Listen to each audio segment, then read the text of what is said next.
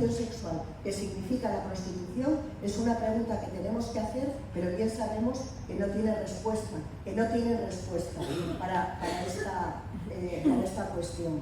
Bueno, en la tercera ola feminista, todo el análisis, todo el aparato conceptual y toda la lucha política se va a dirigir fundamentalmente a la familia patriarcal y va a ser el feminismo cultural, una secuela del feminismo radical, quien en los años 80 va a recoger, y estoy pensando por ejemplo en Adrienne Rich, o estoy pensando también en Audre Lorde, por supuesto en Makino, por supuesto en Andrea Dworkin, van a recoger la cuestión de la prostitución y de la pornografía y las van a convertir en un elemento, en un objeto de estudio y de lucha política central, porque van a considerar que la prostitución y la pornografía son herramientas fundamentales para la reproducción del sistema patriarcal.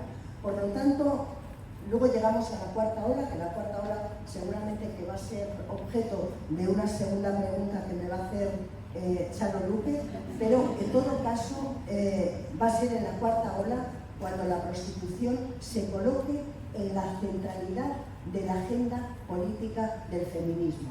Para decirlo de otra manera, se podría leer la historia del feminismo a la luz de la crítica a la prostitución.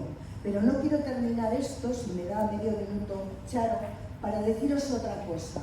Porque las feministas no podemos dejar de preguntarnos si es cierto que el abolicionismo es un hilo que recorre cada vez con más fuerza la historia del feminismo. La pregunta es esta: entonces, ¿de dónde sale el regulacionismo?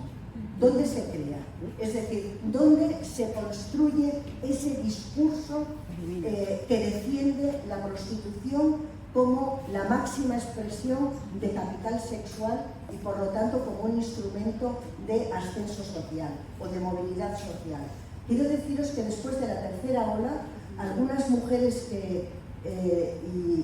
como por ejemplo Gayle Rubin o por ejemplo como Pat, un trans, ¿no? Como por ejemplo Pat Calicia, van a hacer se van a separar del feminismo y van a poner en pie un aparato analítico nuevo y un objeto de estudio y de preocupación política nueva que va a ser lo que ellas van a llamar las sexualidades disidentes, lo que van a llamar sobre todo la persecución sexual a la que están expuestas formas no normativas de sexualidad.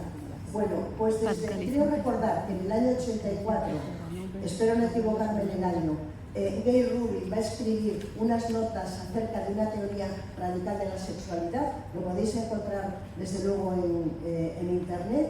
Desde el año 84 hasta el año 90, en el que Judy Butler va a escribir El género en disputa, va a ser desde ahí, es decir, desde el movimiento LGTB, o desde, quizás sería más exacto hablar, desde un sector del movimiento LGTB en el que se va a hacer un análisis sobre las sexualidades que no son normativas, donde se va a explicar que las sexualidades no normativas están sometidas a un proceso de persecución que ellas calificarán de brutal, y cuando hablen de las sexualidades no normativas, una de ellas será precisamente la prostitución, donde pondrán en el mismo plano normativo, en el mismo plano ético, van a poner a los proxenetas que a las mujeres que están en prostitución. Y en el mismo plano van a poner también la pedofilia.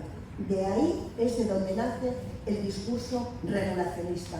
Por eso tenemos que afirmar que hay una incompatibilidad de orden esencial entre el feminismo y el regulacionismo de la prostitución.